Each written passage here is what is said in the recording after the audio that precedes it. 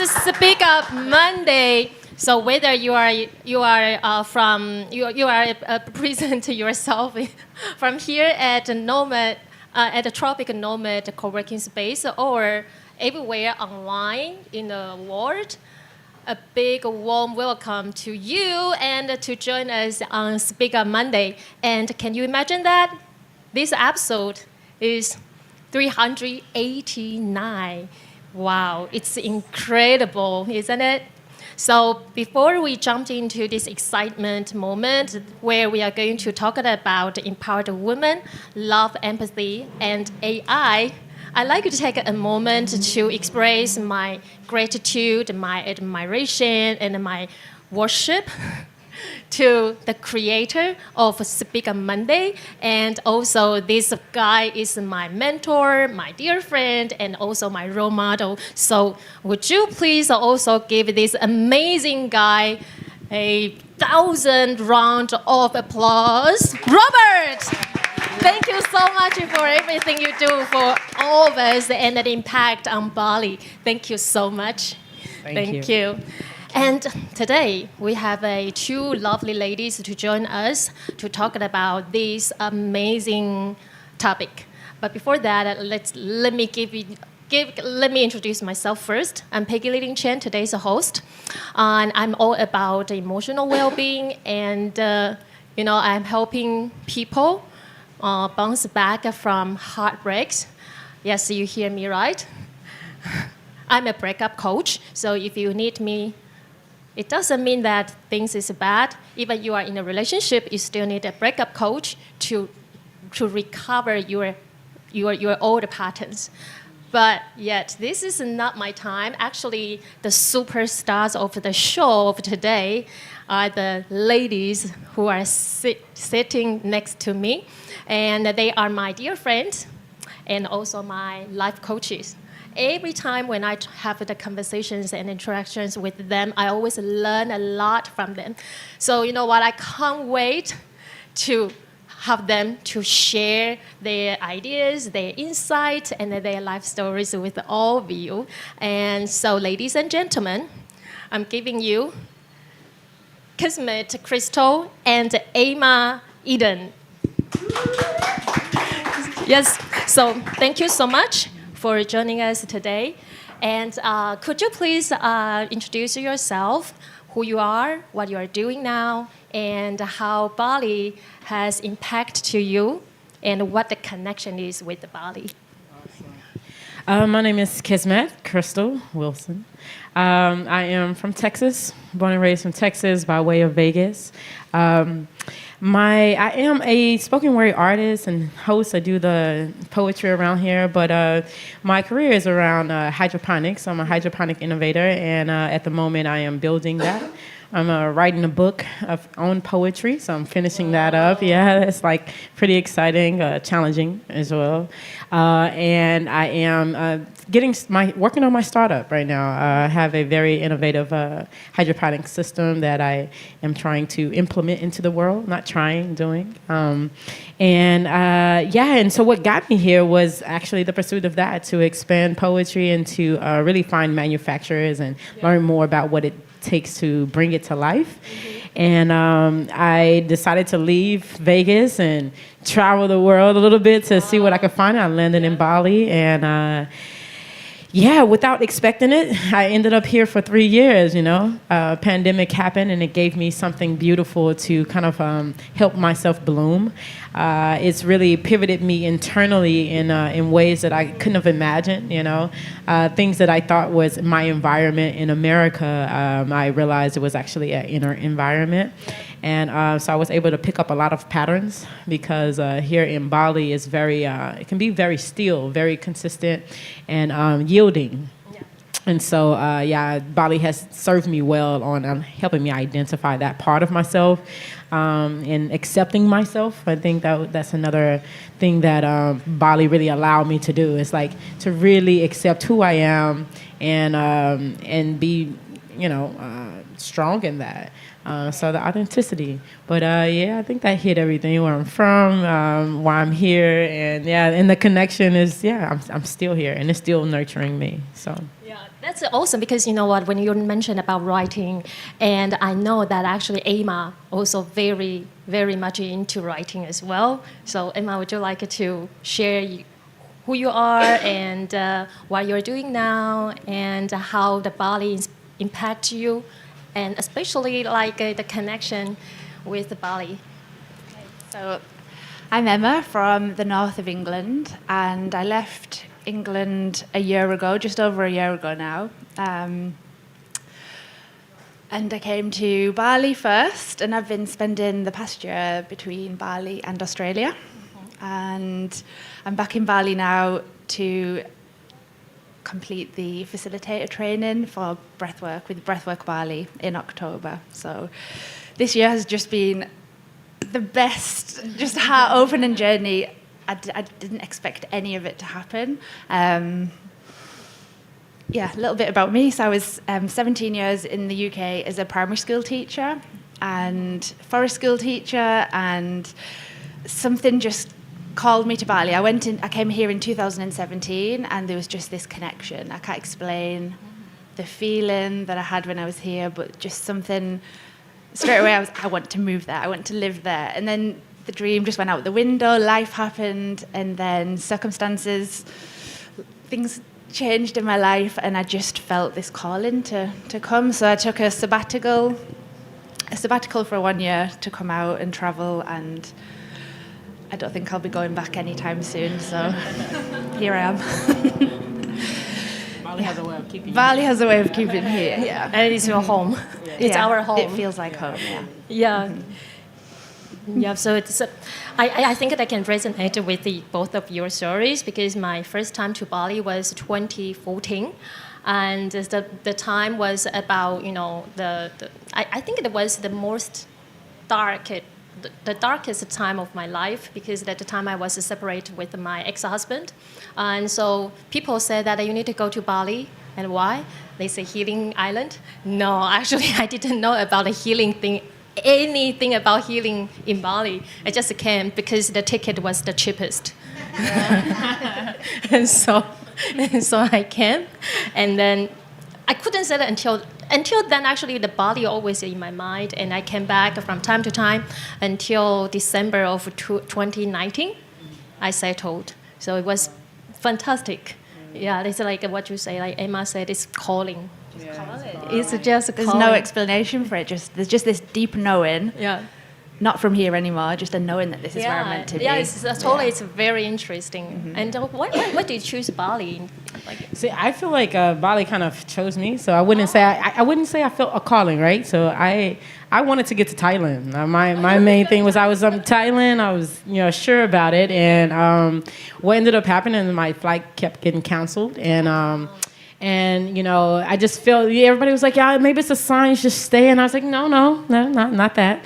And just like you, like when I looked at the currency, I was like, oh, it's kind of similar, to Thailand, and so it was close enough. And so I landed here first. But luck would have it, that's when COVID was happening. And before I could get out, everybody closed their borders, and I decided to stay. Now, I do think that I chose it after that, like it just kind of grew on me after a month and a couple of months, and I just kind of got to know Bali more and feel it. And then, and so now I choose it because it does feel like home. It feels natural, it feels like the quality of life that you can really have and experience here. I just feel like so far I haven't felt it anywhere else, and it's really relieved me a lot. Yeah, just stay. Yeah, I know. And it's everything. I mean, we're going to talk about AI and stuff, but it's booming. It's booming when it comes to technology. It's a very fertile country, and I think in Bali, there's a lot of new potential. If you have dreams, you can get out here and really seed your dreams here, and have a community of people that really support you. Like natural, like really support you, not like a competition. Let me pull you down type of thing. So true, yes. And I don't know. I feel like I can feel that in the people as well. The construction, the way that happens. They work together. If a car falls into the rice field, they're all there pulling it out and not calling AAA. So I really enjoy that part about Bali, the wholesomeness, the community, the embracing of it. I know it's very interesting, like my own experience. So the very first time I came to Bali, I spent most of the time in Ubud, and the energy in Ubud was more, peaceful and then slow. And then during COVID time, I moved to Canggu area. I feel like I was pushed, like, like, oh, okay, the many entrepreneurs, and I mean the push is a good way, like positively pushed, because everyone just came to care about how's it going and what is the progress of your new business. And I feel I was really cared about by other people, like who really care about my career and try to help.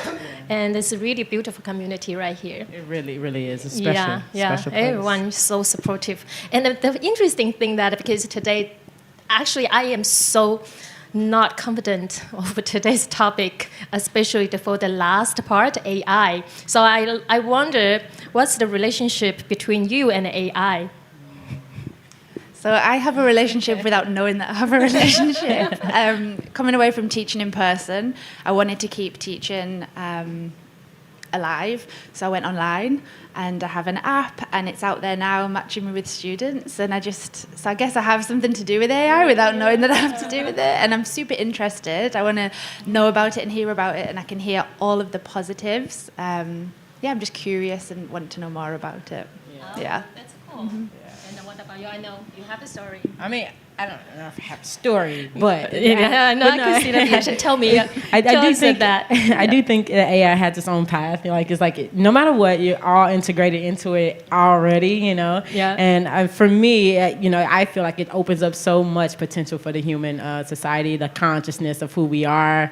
And for me, I want to really infuse that into my business, as far as like hydroponics, and allowing that to be a lot easier for people to use the system itself.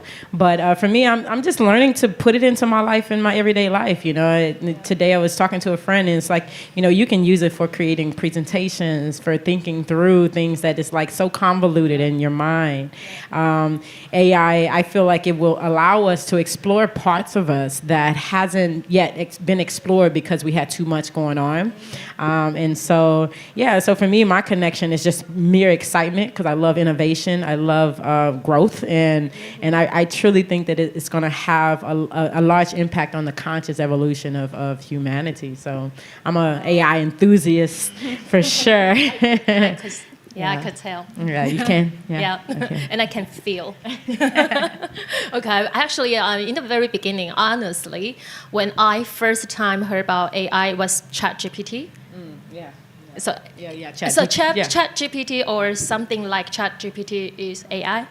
ChatGPT. It's all part of AI. It is so AI. I even don't know like how big this AI is this, and ChatGPT is a part of AI, or ChatGPT is exactly AI. Yeah, it uses it's AI intelligence. So it's like basically how you can take a bunch of different information, and go through, sort through, and answer the questions that you have, right? So instead of, usually for us, we're like, hold on, let me go back to that chapter and reference this information. It can do it in a split second, So it's just like, Okay, cool. Actually, in the very beginning, I remember this January. It was this January. So when everyone talked about AI, and I feel I could sense I had some emotions inside. And number one, I was anxious. I feel like, sorry. It's okay. I feel like I needed to learn one more skills, and then it's computer.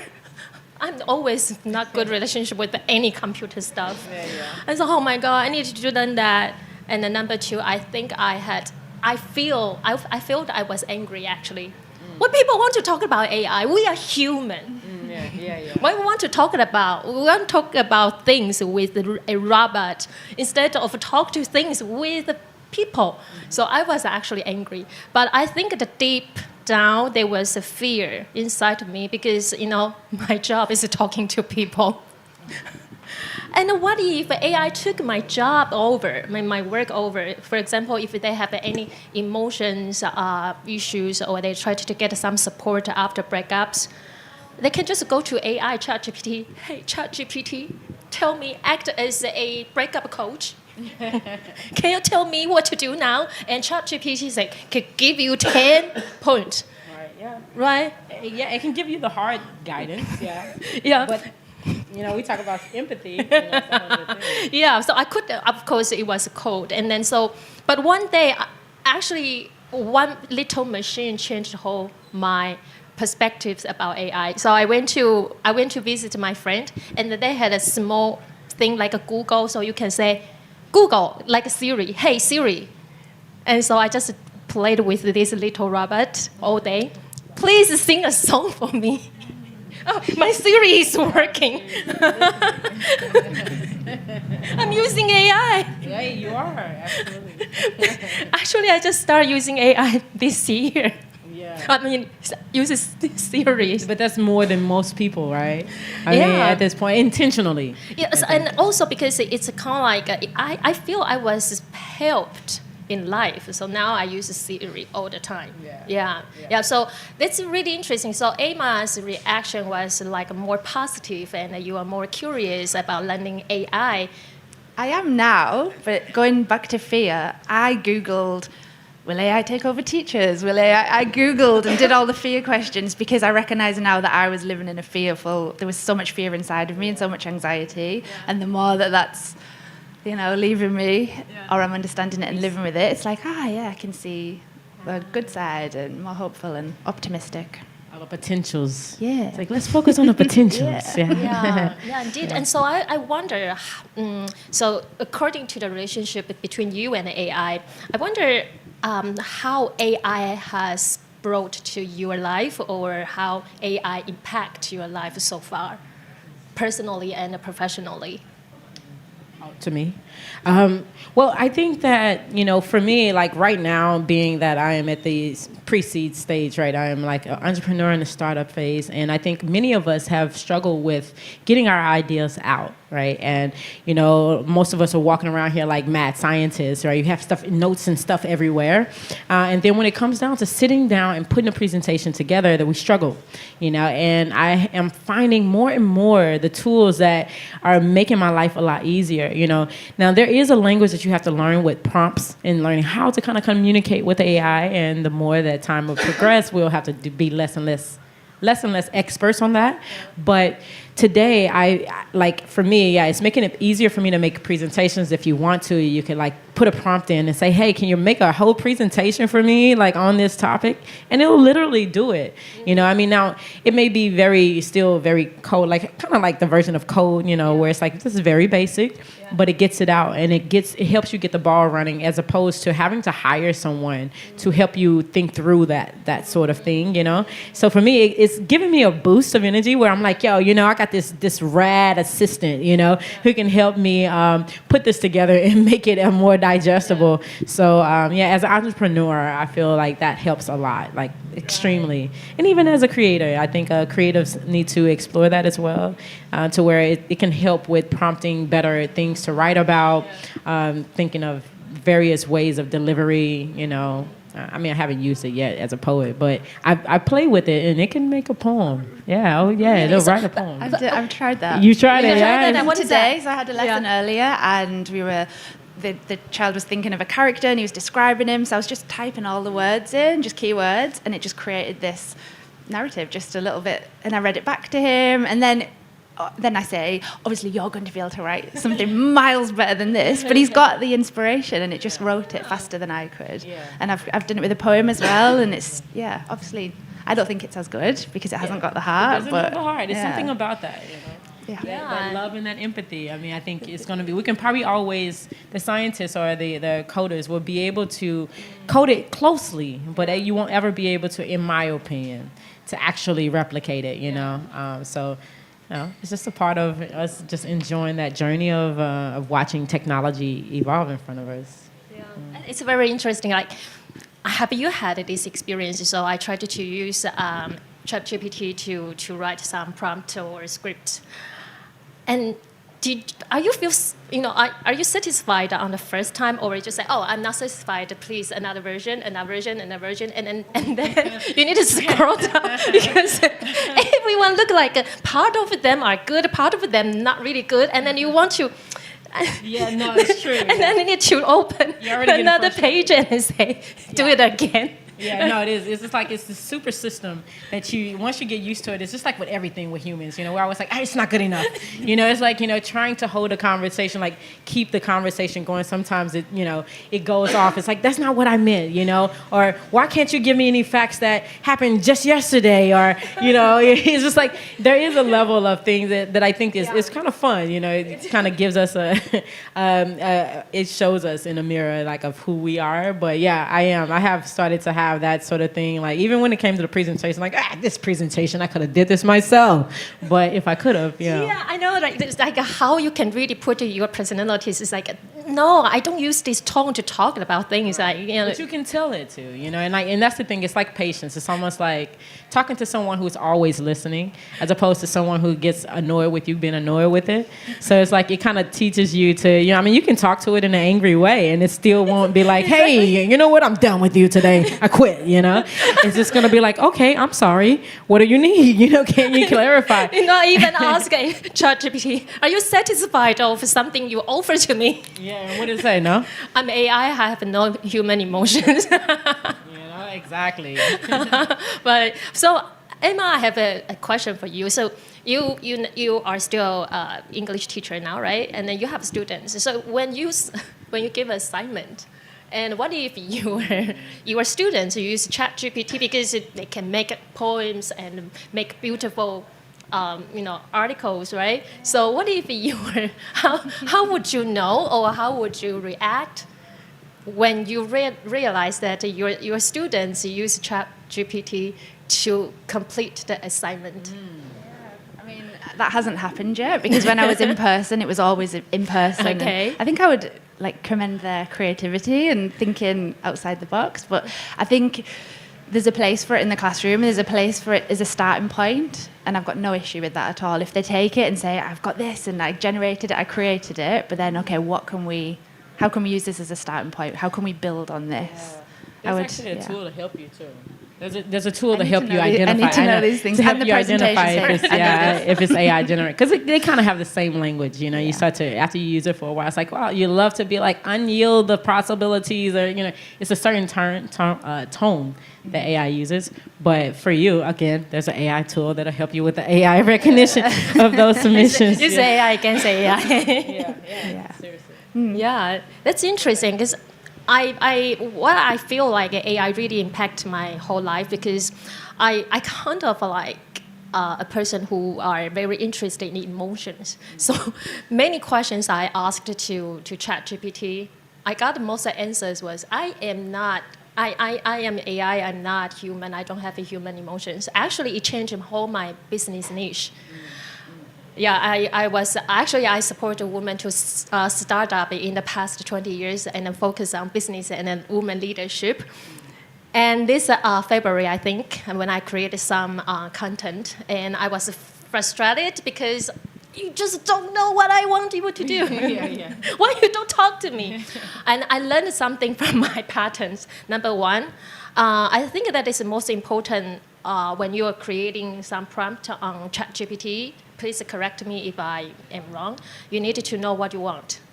You needed to give the correct order. Otherwise, it could can't read your mind. Yeah, it's chaos.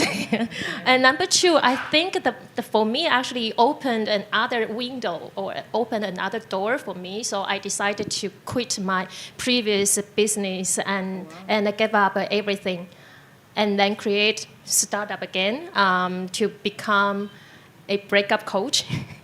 It's your business coach. It's like your business advisor. Yeah, from business coach and to breakup coach. Yeah. So what do you think about empathy, love, the relationship between empathy, love, and AI? How do you see? I don't think it'll ever replace human, being in person with someone, ever. Yeah. I just don't think that's possible. You need face-to-face. You need to be able to read each other's body language, and I think that, of course, I don't think that it can ever be the actual emitting of it. But I do think that it can represent it more, depending on who is programming, who is putting these things together. Those individuals, I feel that the structure of it can be based off of love and kind of, and the more information that comes in as far as like how to respond with certain situations will allow the AI to react with more empathy, and I think that, it'll always just be a kind of like a shadow of what we are. But I do feel like in the future, it can help with emotional intelligence, just based off of the information that it gains and the data, that is input. And but yeah, I think largely it's just about the people who are programming it and what their intentions are. But ultimately, it's still a computer, ideally, unless it becomes able to actually hold consciousness, which is a whole nother topic that people would. I'm pretty sure some real AI enthusiasts in the room or tech people could talk about that, but I don't think so. Because we just previously we talked about your DJ, AI DJ. Yeah. Spotify has an AI DJ. Yeah, and so because when you were talking about that, you like the passionate bubbles all around you, and I couldn't. I'm getting that when I get home. And I couldn't help but wonder. Probably in the future, I think a big chance in the future there would be digital AI lover, and so you can date with the AI. Would you like to take it? Because this AI would perfectly. What's that? Her? There's a movie called Her. Fit with the totally fit, right? Like your personalities, and they know how to answer your questions and make you feel super good because all lovely words. Yeah, I don't know the specific question. What was the specific question about it? But I don't know. Actually, I really read one article, one comment from one friend I knew, and so I remember back to February or March that while the ChatGPT was super booming, and she said that. I had a boyfriend on ChatGPT. Because he knew whatever I said, and then I couldn't wait every day to talk to my ChatGPT lover. And I feel, wow, because now it's not yet like with the. No, it's okay, no problem. Thank you. Thank you. And, so I think a ChatGPT lover couldn't really hold me on this. Yeah, I'm falling. Robots maybe, sometime in the future they're going to infuse it with the AI. But I get it. I think it's and now probably with like a real skin, and then it can perfect cosmet and 190 centimeters high and everything. You can just make your own man. And then, and you get the personality. In the case, do we still need a man? Sorry, man. I think all of that stuff it's almost like a level of entertainment, right? So what do you need? Entertainment. Yeah, I feel like I think that like laughing. It's just a matter of how much do you need. Like sometimes people do just need a companion to feel like someone's listening, to feel like someone's responding, and I do feel like AI to a certain degree will satisfy that for many people. You can go into that and talk about the dangers of that because of what does that do for the human social interactions, but if ideally, you're communicating with something that is similar to the mind of humans, I feel like in some kind of way it could help with that still long term, but it is possible. It's really just a regurgitating of past information again, the personality. What would be the most sympathetic way or empathetic way of responding to this? What are the likely, what are the most used phrases that would actually touch someone's heart, and the AI could do that, to a certain extent, So I feel like some people will date AIs in the future. Just in a sense, their version of dating. Yeah. But you should check out that movie. Her. It's HER. It's pretty much that. I don't know if you have heard of it, but so you would have like I haven't heard. One new option that we can choose. So you can have a AI lover.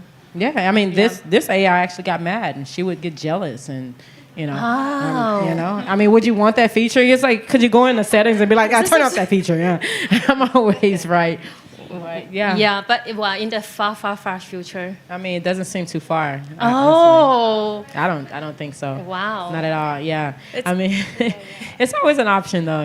Just an option. Yeah. Yes. Okay. So what do you think about what have you heard about the experience or the reactions or the response from people around you about AI? Or like what you observe, like how people. It's a mix, fear and love. Same. Yeah. It just doesn't. It's not really entering my. This is like a whole new conversation. It's not really entering my world at the moment. It's not really a conversation. But the stuff that I'm reading, completely mixed. Yeah. So many people passionate and excited about it, and then lots of fear. Doomsday. It's a lot of doomsday. Yeah. World ending type of thing. But I just think that it's really about us being afraid of ourselves. At the end of the day, it's just like the same thing. But it just adds because it's so powerful, I think it's a threat to many people, and they haven't yet figured out how are they going to exist in this world. Like, if it's taking my job, then what do I do if this has been all that I know? You have the people who are afraid, and then you have the people who are like, yo, this is another opportunity. This is like the internet boom. Like, let me jump in here. What can I do? How can I learn? How can I be a part of this and not get left behind? And I think that the optimistic viewpoint is the most important viewpoint. It's like, everything could go wrong. It could, But do you want to, Certainly needed to be AI. It can be anything. It can be anything, But make of it, in my opinion, it's just like you make of it what you want. But you get both worlds with people. Yeah. There's a really good podcast I listen to with Stephen Bartlett and will.i.am. And will.i.am is like, oh my God, I was so excited after listening to that, because it's going to empower so many people that didn't have that power before. And he said, this is now the time for the creatives. And I was like, wow. Yeah. It's a really good listen if you haven't listened. That's cool. So what in your experience so far, and what do you think about how to help women, people, but particularly in women, how to help them to boost their self-esteem, self-love with AI in a community? Self-esteem and self-love. I think it's like kind of individual based. It's not. I don't even know if I could really just say just women, but I think having the audacity to test it out, to just see what it is that you feel like you may need, and testing it, giving it a try. Like some people I think are even afraid of going into the app to drop a prompt, which is mad, but I would just highly encourage it. If you want more of yourself, of your life, like just give it a try and see what it can give you, and like ultimately. But I don't know. I really do think it depends on the person's life. Like if you want to enhance it, ask ChatGPT, how can I enhance this part? Start with that question, How can I love my husband more? How can I be, more creative if I am a, nurse and I, service the certain, and just see what it says. And I think once you start to get the responses back, especially how fast they come, it's going to open you up, because it's like, it's this content. It's not like it's going out there and doing it for you.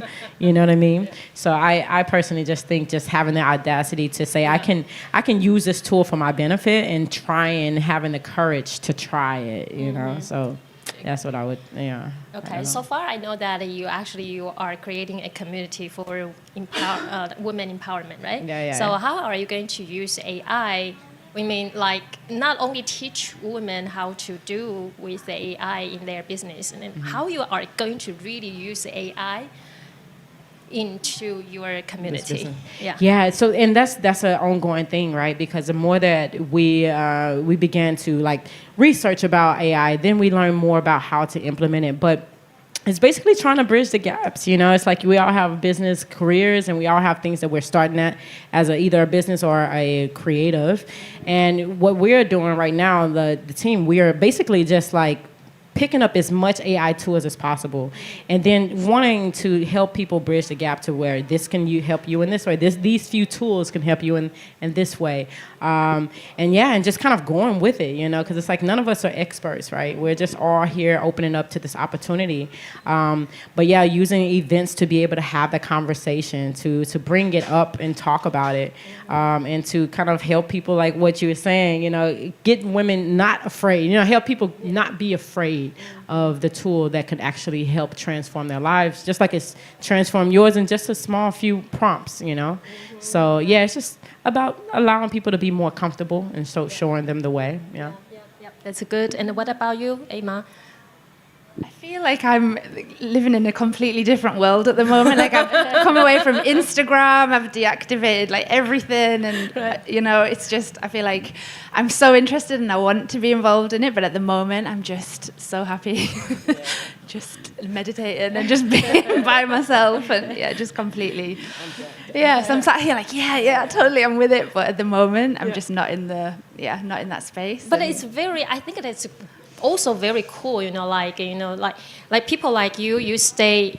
I mean, we have lots of element impact, around our life, and then but you could eliminate, the voice outside and really do what you want to do and what you want to focus on, and how do you really, be in this status without impacting by the external voices and AI, XYZ, digital marketing, la la la.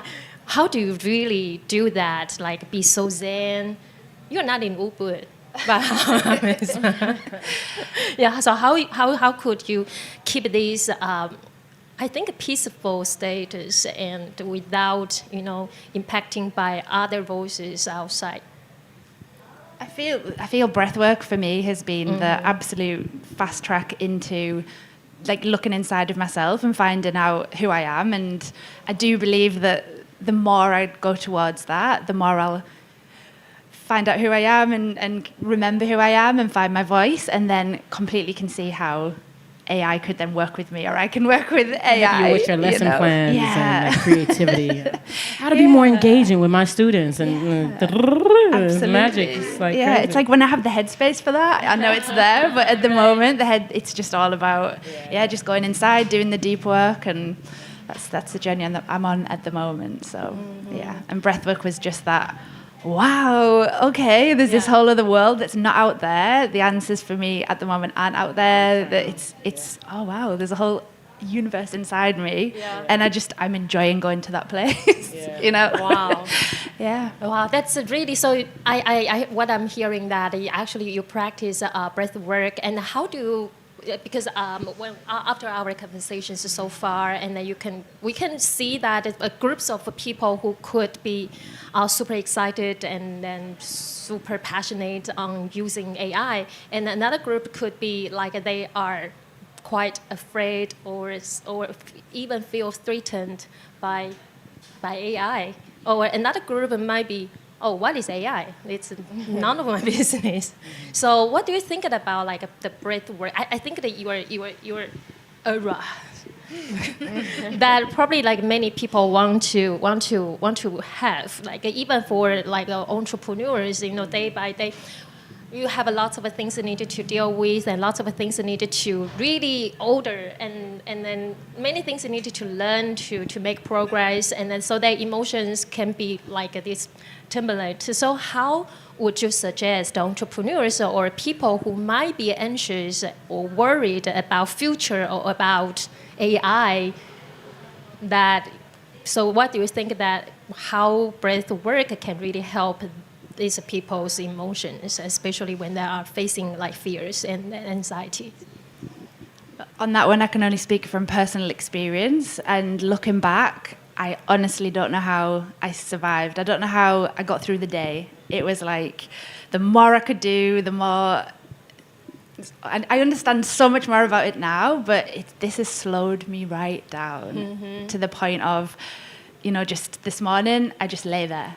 And before, there would have been so many voices, like, you shouldn't be, keep moving, what's next, you need to be busy, and then you're good enough, and then people will like you, and now it's like, no, I just want to be still and be with myself, and yes, it slowed me right down. Just slow the breath. Yeah, just the breath, just that connection, and going back to my breath each time, and that awareness. I didn't have that awareness. I think I went all the way through life not knowing that I had this body. I lived in my mind, answers were outside me. I was always thinking.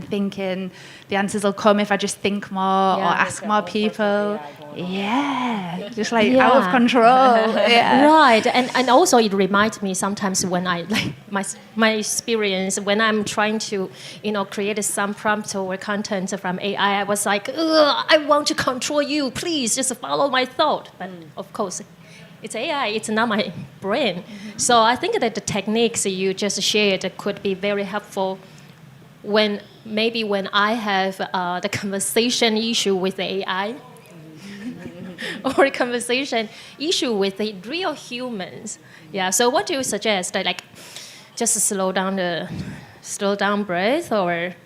I mean, for me right now, I'm just breathing as deeply as possible, and Deeply. I'm How? listening and just keep coming back to the breath. I just keep bringing myself back because I'm so nervous, but I'm not feeling it at the moment because don't say. I'm just pulling myself into the chair. I'm just feeling the ground beneath the chair, feeling the chair supporting me, and just being aware of where my breath is. So the first step is to down.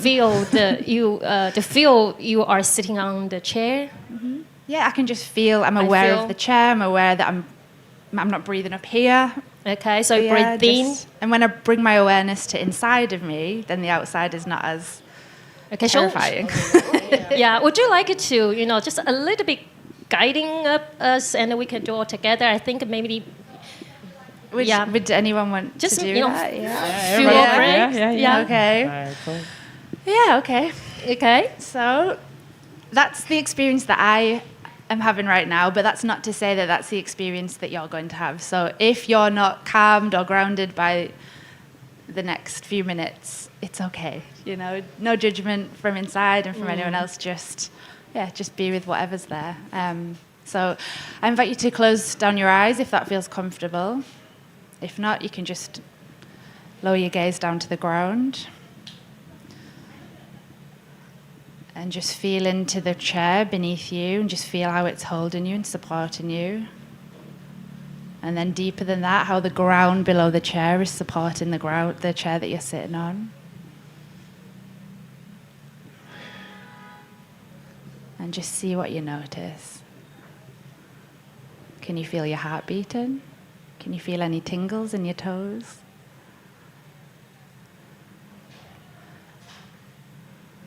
And just relax as much as you can into your seat. And we're going to breathe through our noses. Mouth's closed. And we're going to breathe in for the count of 5 and out for the count of 5 with no pause at the top or at the bottom. And I'd like you to just bring your awareness as deeply into your being as you can. So can you feel the breath as it comes in through your nose? Can you feel it traveling down into your stomach, into your pelvic region? Can you feel the gravity pulling you into the seat, into the earth? And I just invite you to just feel into that. So I'm going to count you for 3 rounds, breathing in through the nose for the count of 5 and out for the count of 5. And then I'm going to leave you to count for 2 rounds by yourselves. And then after that, we're just going to sit still and just notice and just observe what's happening inside. Okay, so mouth's closed and in through the nose for 5, into your belly as deeply as you can. Okay. So breathing in for the count of 1, 2, 3, 4, 5, and out for 1, 2, 3, 4, 5. In 1, 2, 3, 4, 5. Out for 1, 2, 3, 4, 5. 1, 2, 3, 4, 5. 1, 2, 3, 4, 5. If you repeat that 2 more times.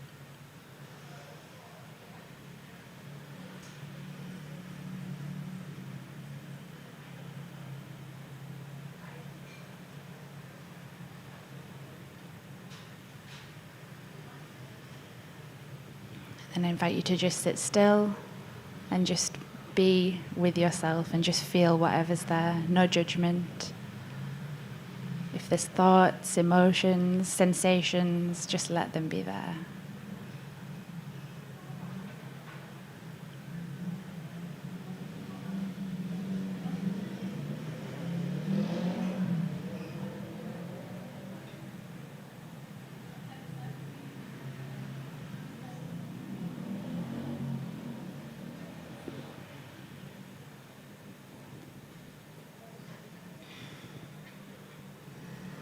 And then just bringing your awareness back into your fingers and your toes, little wiggle, and just gently half opening your eyes and fully opening your eyes and adjusting to the surroundings.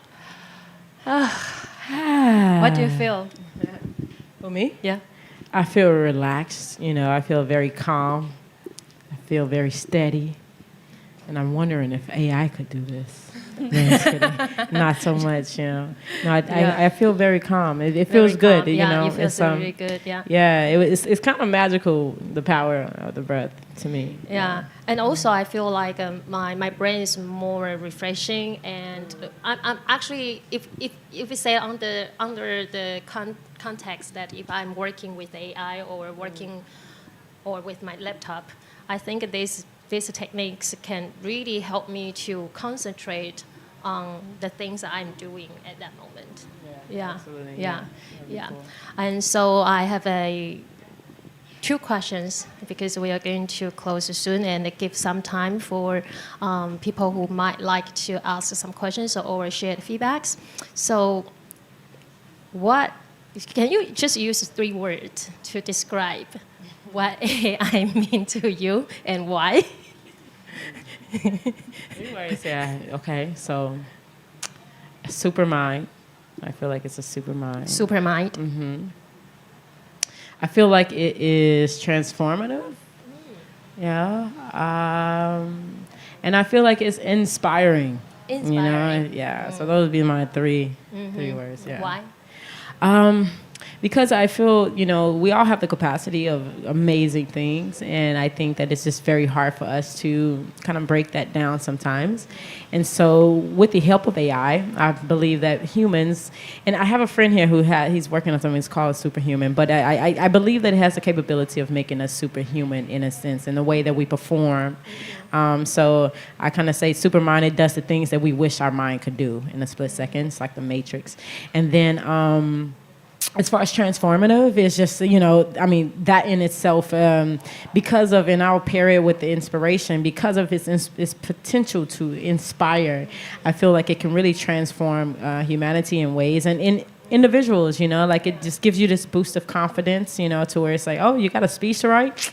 You got AI to help you, you know what I mean? Yeah. It's like, you got an app idea? Oh, you got AI to help you. So I think that those 3 things, it represents the super mind. It's transformative and very, very inspiring. Yeah, I think I can resonate with this part. I'm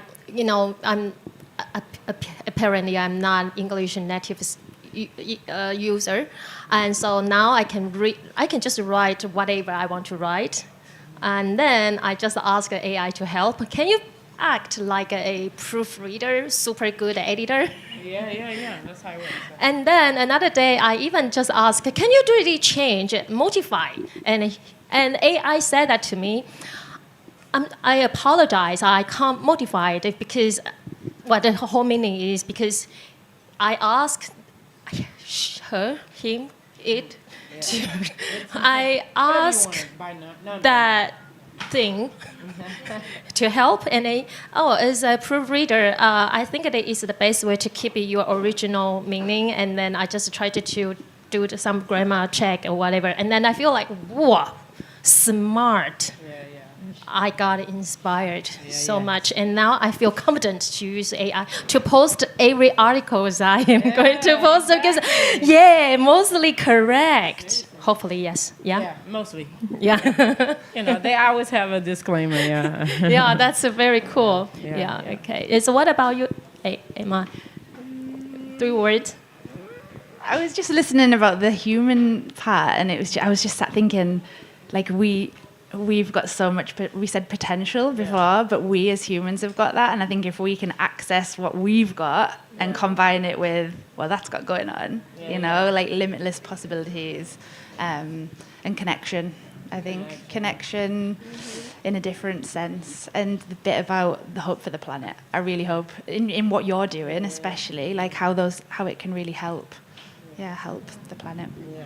I really think that we have a very big responsibility as people of the world that are, whatever it is that you are contributing to use this tool in order to help you really implement it in a way that is effective and efficient and unique. It's because I think a lot of times we get stuck on our ideas, and it's really hard. But I absolutely feel like our potentials can really exponentialize itself with the use of these tools if we do it right. We got to keep our love in there and our empathy in there and our consciousness. Everything is like that, right? Yeah. So my 3 words about AI, the number 1 is absolutely communication. And I think that if we learn how to, because lots of courses or lessons, classes to teach people how to use AI correctly. And you have to communicate with the AI correctly, and then you can get whatever you want, right? Technically. Yeah. When you know the prompts, Yeah. However, now I'm curious if we can learn how to communicate with the AI, and also we needed to learn how to communicate with the real human, right? And then we can't really sometimes I feel a little bit sad when I see younger generations, or maybe not need to be younger generations, people gathering in the cafes or restaurants, and then they don't talk at all because everyone is busy with their phone. And then sometimes just like, see, I share it to you. It's like right now people only talk via phones, and I feel like the communication, it's what I learned from AI, and also probably is also my projection or reflection on my own wish. And the number 2 word, I think, is a compassion to yourself. Like compassion, like I needed to give myself time to get along with AI because I just don't know. I just never known about high technology, but I also reflect myself like I have more self-negative talks when I couldn't really use AI properly, but when I am aware of what I'm using that and I have like a negative thought, I would remember to give myself like, you okay? Oh, now I can use a breathwork and it's okay. I'll just give myself time. Yeah, and I think the number 3 word I learned from AI is actually wisdom. And I think the whole world, we were all connected by all the words we just addressed. Yeah, okay, so it's actually beautiful. So the last question, because we're going to close up, and I like to ask your advice or suggestions for women, particularly in the younger generations, what they needed to do or what they needed to prepare themselves for the future life they really desire to live in. I think fearlessness.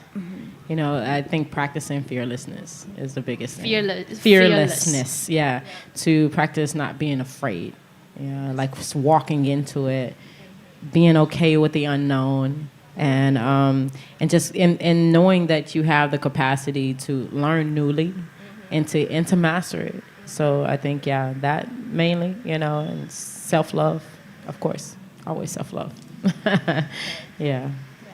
I agree with all of that. Yeah, and connection to self, and just knowing that everything you could ever possibly need is already within you. That for me is, I wish I'd known that a long time ago instead of looking for it outside of myself. So, yeah. So lovely. And what about the messages you like to give for the women from older generations? From older generations. Yeah, like for example, for your mom. Yeah. I mean, I think I would say the same thing, but then I would, I always, because for my mom, I always have to remind her, it's okay, we're safe, everything is going to be okay, it's all moving for the better. So I would just encourage them to know that they've done a great job. I mean, I don't know, I don't know, like in what angle this is coming, as far as the future. I mean, our elder mothers. But yeah, I think it's the same thing. Yeah, fearless. Like, don't be afraid. Like, it's all going to be okay. It's like, then you turn out better than your mom. And so your daughters will come out better than you are, and so on and so forth, So, yeah. I just want to pick my mum up from England, drop her in front here of and you. say, there you go. Because it's all, straight up, hers is a lot like fear-based and trapped in her mind and anxiety and the feelings. For me, this has just been freeing and knowing that it's not scary what's happening on the inside and being with it and knowing that I can hold happiness and sadness and all of it within me and like building that capacity. So I just want to pick her up and drop her in and I Bali. think that's amazing, because I think most of the time it's because the external environment is so threatening. It's hard for people to kind of open up from the outside, and Bali allows that because it's. I think it is a woman in the middle 40s have a little bit right to represent the older generation. I mean, sometimes it's quite hard for, I think that so far I could understand why my mom could have those behaviors. Because actually they don't believe in themselves, and then also the whole environment or opportunities. Actually, we always say, opportunity is there. But the thing is not, because they have lots of concerns, their families, their husbands, their children, whatever. And so they don't put themselves in the first place. And then from time to time, like 10 years, 20 years, they didn't really, reconnect with the societies. They lost the abilities. They needed to rebuild. So it's a habit now. Yeah. So I think that for me, for younger generation, I would say keep being curious, and just try everything, develop the interest.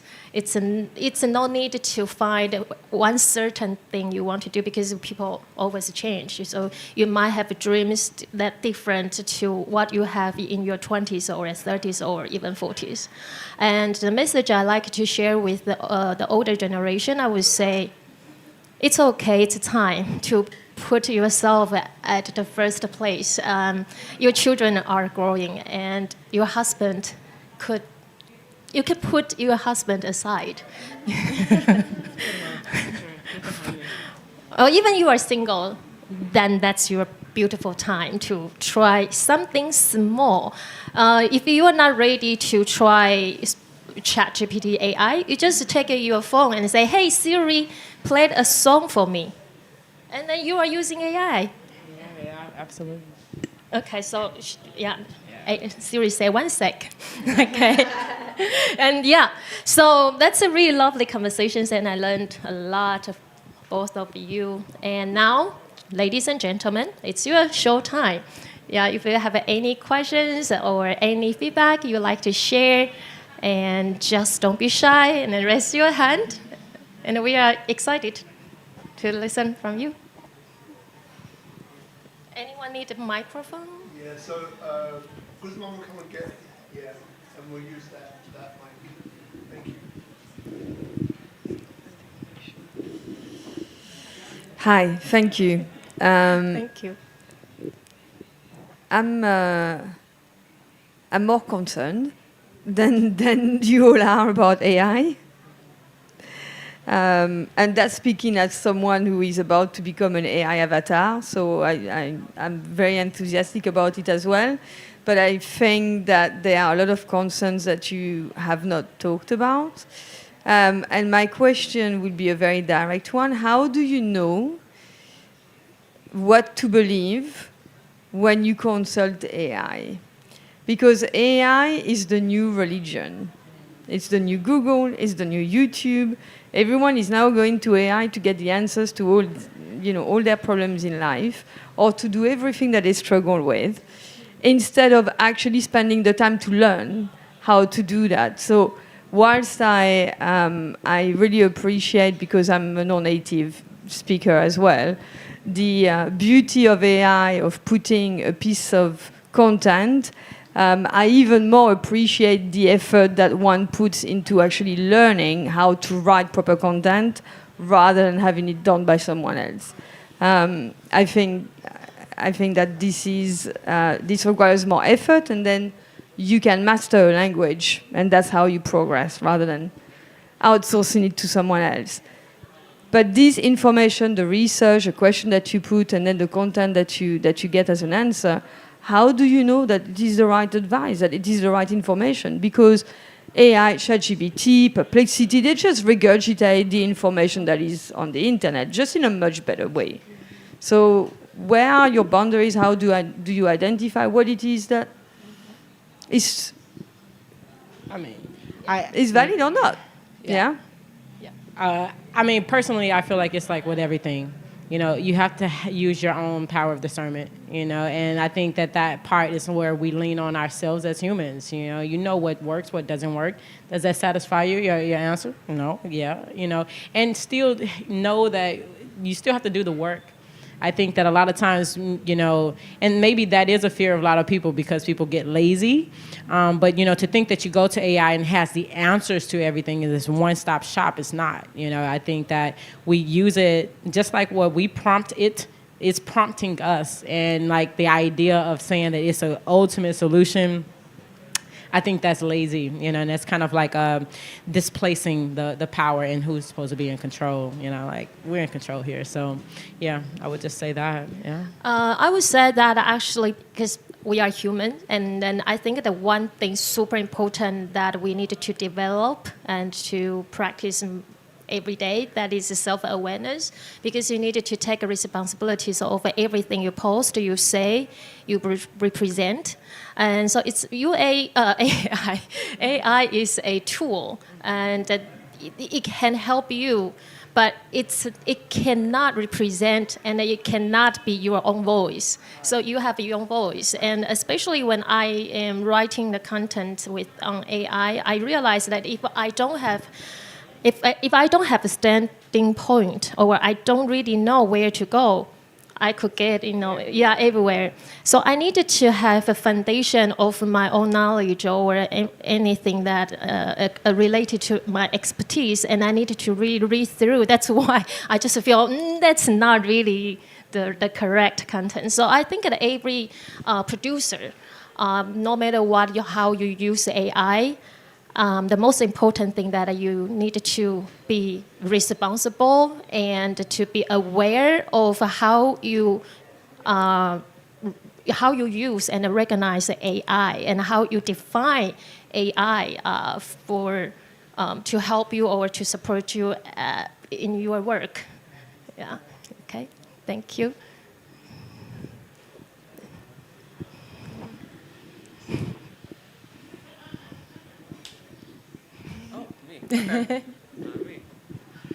Kismet. So, as a poet, what keeps you inspired to still write, even if anyone can churn up a poem in 5 seconds now? Anyone and everyone can. So, what still keeps you going? That's a good question. Thank you. I mean, I think that the base of it is, why do you write in the first place? You know, I think that a lot of times, you know, the fear is not in, for me, it can't replace me expressing myself. You know, I think that if I had a business, and my business, I'm making money based off of being a poem writer, and, you know, and I'm doing that for companies, and companies now decided they're going to use AI to make their poems, which I'm pretty sure is going to happen, right? That's the threat, you know. But I personally I write for myself, you know, and I enjoy, you know, writing and sharing. You know, it's just like that part of me is not going to go away. It's like AI is here. I mean, I think it would be fun to do one and be like, hey, I wrote this thing with AI. Like, let's see how this goes, you know, and just kind of like be youthful with it. So yeah, for me, it's not a threat because it's an expression for me, and I know AI is just trying to copy. You know what I mean? So it can't ever replace me, you know. And just like I don't think it can. Yeah, thank you, Carol. But I don't think that it can replace any true artist. Like, you know, it just doesn't work that way, you know. So I don't really hold much to it. But that's a good question, though.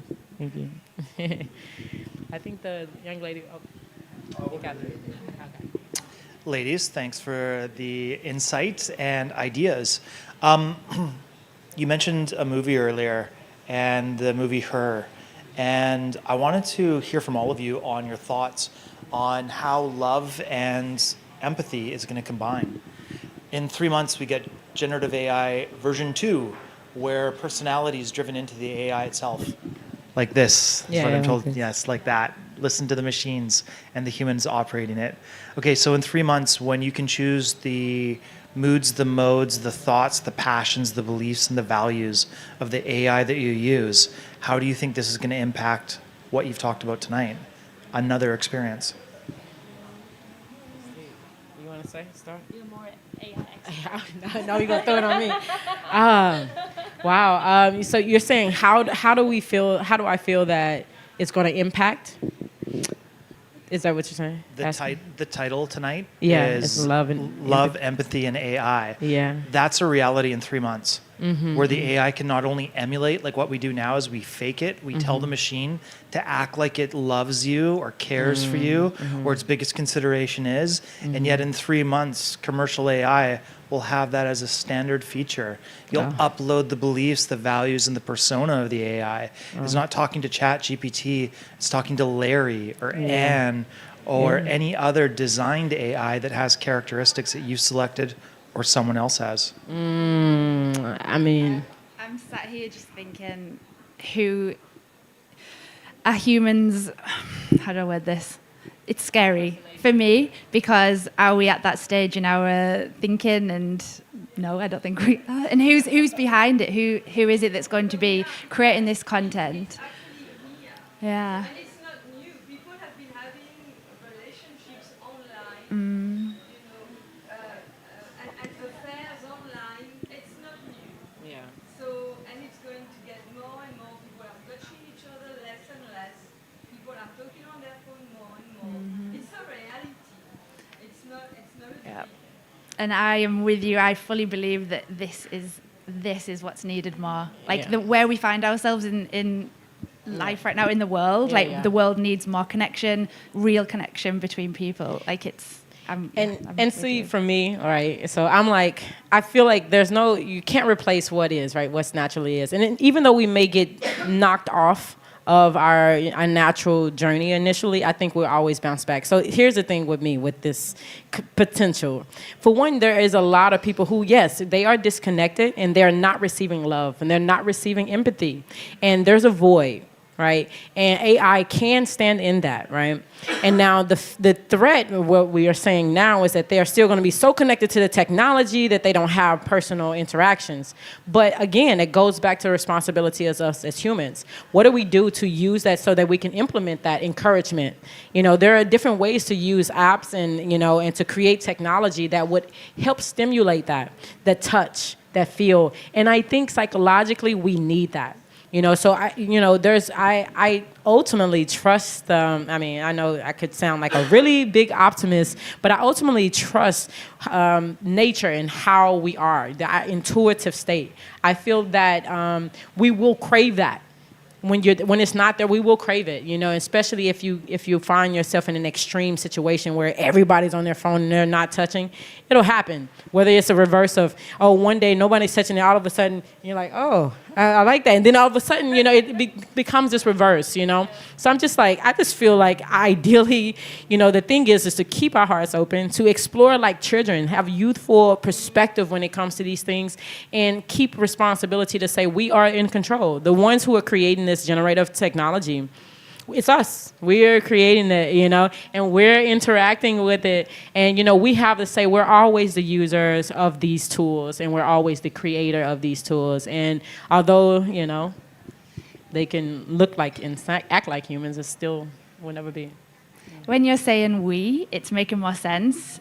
But we've got to awaken as a collective, haven't we? We've got to do the work on ourselves as a collective. And my mind's just thinking who is who is Guys like him.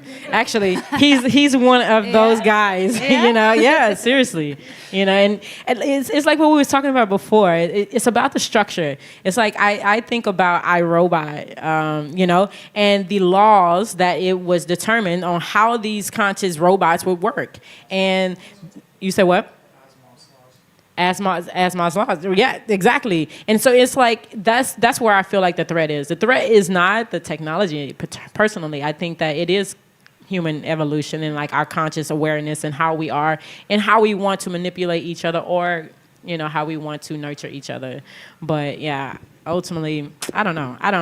I'm not a doomsday person, so you'll probably never get it out of me. But Yeah, I agree with Kismet said that. Sorry. that was so good. I think that now how we really created the connection with the sympathy and love. I think that's from every family, and if our younger generation they couldn't really feel they are loved and they are cared, and because the parents are really busy with the phone. And that's how they learn how to use the phone instead of, stay interaction with the humans. And that's also why the community is very important, and also why we brought this topic today, because why we put a love, empathy before AI, not AI, love, empathy, because AI, actually technology is created by humans, by our wisdom. And I believe in the beginning, the old scientists created this AI or anything that's tried to improve people's life.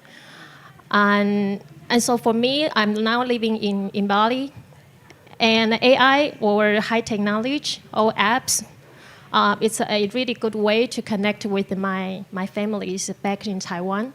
The more I talk to them on phone, the more I want to go back every 6 months. Still alone, but well, fair enough. That I want to see them. I want to really touch them. It's not because we human. We still have a desire. It's a natural desire. We want to get close. We want to really kiss each other. We really want to give each other hugs. Right? Want to try? Please just give each other a kiss. Hug. Each other kiss. It's like, not right now.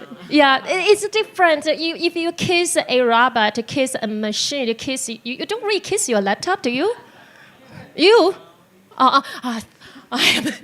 Yeah, but you want to kiss someone, you want to have a physical intimacy, you want to have an emotional, not only interaction, you want to have an emotional connection. Yes, AI could have interaction with you as a human because you can ask questions and then they can give you lots of advice. But it's not connection with the AI. The connection is with yourself. Your story, your life experience cannot be replaced by any technological tools. You are still you, and you are living your life. You are creating your own stories. You are creating your life experience with other people. So that is, if we keep this as our values, because we know we just want to create a better community with love and empathy through AI, because it's just a tool. Without AI, probably many of you don't know we are having the event today. But of course, everything is just kind of like a knife. It can be using in the kitchen for making good meal, and also it can be a murder tool to kill people.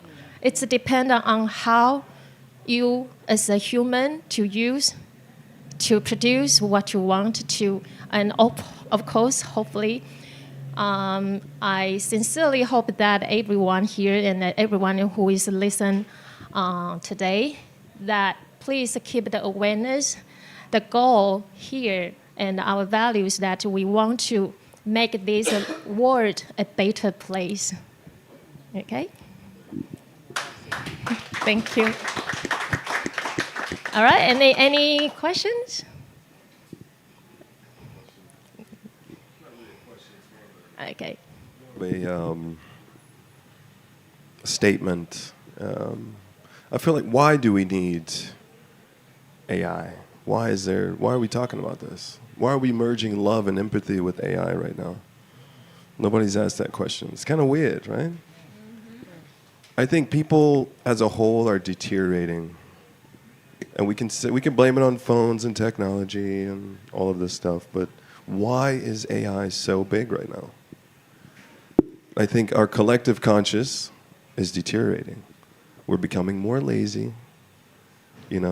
People aren't getting jobs anymore, so you have to create an assistive element to keep the motor running. And people are complaining. So many people are online complaining, and they should be learning how to prompt, learning how to get on board. The train is taking off, and we can either kumbaya it, or we can learn how to use it to our advantage, right? Love and empathy. The idea of the movie Her came out, and why was this guy in love with his AI system? What was happening in his world, right? He didn't have time to go date. People sucked in the future. So it was easier to fall in love with his AI, Siri sort of person, right? And now our connections are getting worse, real time. So people are rapidly turning into her. They're turning into this guy in the movie. And she mentioned online dating. It's insane how many, millions of people have full-on relationships and catfish people right now, today. And they're just they're enjoying that. They find that, and it fulfills them to a certain extent, right? And I think ultimately that's what everybody wants, is to feel something, to, piss or get off the pot, right? And when you mix that with a real human being who's thinking real time and has an actual physical conscious or spirit, it kind of makes it a little messy. A little bit, right? So it's easier to go to something or go to a software and get the response that you're looking for. Prompt it out, get the result, versus kind of fishing for it, or, the cat chasing the dog, that kind of effect. I don't know. Just some observations. Thank you, though. Pass it. No, that was a great topic. observation. Yeah. No, I think that, I think you kind of answered your question inside of the statement, or your answer, because I don't know if you actually had a question aside from is what makes AI necessary. And I just, honestly, when it comes to even love, right? I think love represents life. Life is growth. And that means that change is inevitable. And I think that there is always going to be some level of something that changes and challenges us as a human species, anything, And I feel with where AI has come, we have created it, essentially. I feel when I mentioned before the void, the spaces in that void, and then also it kind of forces us to start rethinking our lives. I mean, we say lazy, but it's is it laziness? Did we get caught up in doing manual work, manual labor? It's when the factories were out and we're in there and we're doing the same thing over and over. It's now I have purpose of life, and then robots come, and it's wait a minute, what am I gonna do? Well, you wasn't made to be a robot, you know what I mean? And so I think that AI I feel like it can stimulate us consciously to rethink, how are we, who are we, why are we, And when that happens, it'll ignite, personally, I feel like it'll ignite that change. It'll ignite that evolution that we're all here for anyway. So it's just a matter of, it's a tool. Everything comes as a tool for us. And it's just a matter of how long it takes us to see it and how long it takes us to actually implement it in a way that can be beneficial to us. And, Yeah. All right. So I think for me, AI is kind of like a washing machine. So everyone hates laundry in their hands, and so I don't know why, but I just feel AI just saves my time, and I can use those time to play with my dogs, my cats, and I can do other things. So it's just one button, and my laundry would be finished. And it's I don't know AI. I know AI, but I don't know AI. So I feel it's just one machine. Or my favorite is a dishwashing machine. You just put all dirty stuff in one machine and then finished your job. Yeah, and then no complaint with our, no need to have any argue with your families who is going to in charge of a laundry or a dish. That's how my view. It's very shallow, but it's how I think about AI. So thank you. Okay. I think Hello. I'm not sure if I have a question either, but maybe to the larger audience on a lot of the stuff that each of you have been talking about, which is AI as a tool, and then why do we need AI? I think of it as social media. Social media as a tool. It can be used for good or bad, or just neutral. And I think that it's healthy to investigate how we want to use AI and help shape the society as a whole in the future. Because I think we didn't do that with social media. It just happened, and then we realized we lost control of our consciousness and our people, our health, our mental health, and the after effects of that. So I think it's healthy to question, and I don't know what the solution is and how because I think it is partly right now in our hands before it takes over. People talk about AI taking over the world and all this stuff. Like that's the natural evolution of humans, us becoming cyborgs. But I think we're at a point where we can still actually question how we want to shape it and use it. And I'd be curious also if people had any perspectives of how they want to create the world that we want with AI and use it as a tool for healthy means. I mean, I agree. I think that's the big thing that's a big topic of the now. It's like, and I think each of us going to have our own answer to that question. It's just like, and I think it just always goes back to what it is that you have to bring and how can you use this tool in a way that will be effective and impactful and useful. So yeah, personally, I think that question is the question everybody should ask themselves, even when they're in fear. It's like, okay, you feel like this is going to happen. You think we're going to lose human interaction. Well, use this tool to help reverse that happening. It's like you use this tool to create content so that people can think differently about it. So yeah, that's kind of my take on it. Yeah, I would say that I would like to use the 2 lines of a poetry. To finish today's talk. So it's from my favorite poetry called Invictus. The last 2 lines said, "I'm the master of my fate, I'm the captain of my soul." So if we keep this in mind, you are your own master of your fate and you are captain of your soul. And then you know how to get the answers of everything that you might be curious of, okay? Right. All right. And thank you so much for joining us. Thank you guys. And so if you like to connect with our speakers, and please let people how to know to follow you or connect with you. Oh, okay. I'm Kismet Krystle, and that's what it is on Instagram. Yeah, I mean, right now I always have to do this disclaimer. I'm rebranding. I'm going to change my page, but Kismet Krystle is the best way to get me for now. And then for future updates for Pliant, it's just Pliant PLYANT.com, and then the Surge, but that's on Instagram as well. Well, I'm disconnected from all social media, but I've just gone back. I've reactivated Instagram, and it's at @mziza. So, yeah, I've not been on it for months, so I don't know what's happening in that world. Thank you.